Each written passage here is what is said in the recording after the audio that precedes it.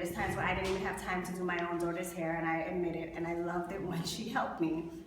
She understood the values of my family, so I knew that she did not mean to hurt her feelings in any way, shape, or form. And knowing that and understanding that, and also knowing that my response will pretty much mark the life of my daughter forever, and all the kids under the caregiver's home, I decided to respond from a place of love, right? So I became indignant, which is a righteous anger. And what I did was, I respectfully said, hay pelo largo, hay pelo corto, hay pelo colocho. So I started naming all these terminologies, proper terminologies for hair.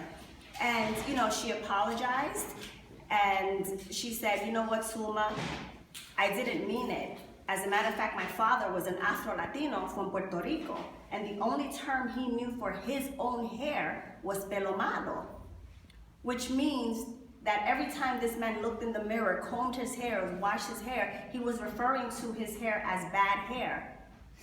And his little girl just started repeating it.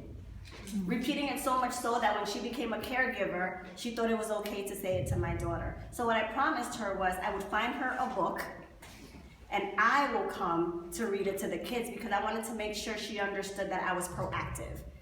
I didn't find a book. I actually called a storyteller and I said, can you recommend a couple of books, you know? And she recommended so many books, but they were still a little bit too poetic for me. You know, I'm from the Boogie Down Bronx, and we like it straight up, you know? So I told myself, you know what? Why don't I just write it?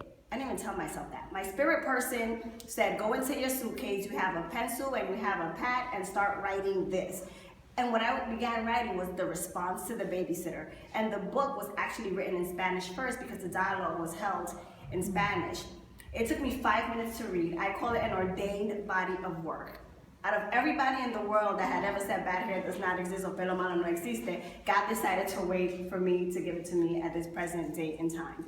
You know, and I think it was just his reward for me responding from a place of love and understanding that I wanted to change the community for the better.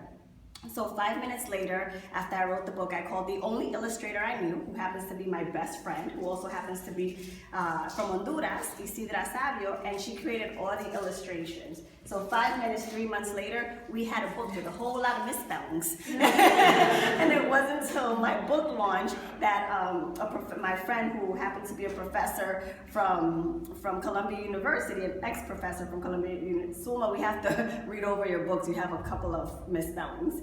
You know, so I feel bad for whoever got the first copies, because there's a whole lot of typos in there. But finally, we've been able to come out, and again, it's about cultural solidarity through hair. You know, our hair tells the story of our culture, our hair tells the story of our heritage, and it's just deeply rooted in everything that we are. So it's about embracing every aspect of yourself and just making sure you don't go through life not knowing who you are. And a lot of pretty much everything of who you are comes out through your hair. So, and this is the reason why I wrote the book Bad Hair Does Not Exist, Pelo Malo No Existe, and it's actually, Essence Magazine said that they came out this week saying 15 books that girls with natural hair should have, and Pelo Malo No Existe, Bad Hair, was highly recommended. Just really quickly, I know I gotta go, but I also understand that to whom much is given, much is expected, right? So what I decided to create was an initiative, and the initiative is, and I'm gonna need your help to do this, is to put 10,000 of these books in the hands of 10,000 girls by the end of the year. And when you do all the calculations and all the math, no, it's not $100,000 that I'm making. I'm actually giving more than half of my proceeds, because as you ladies know, Amazon eats up our money, right?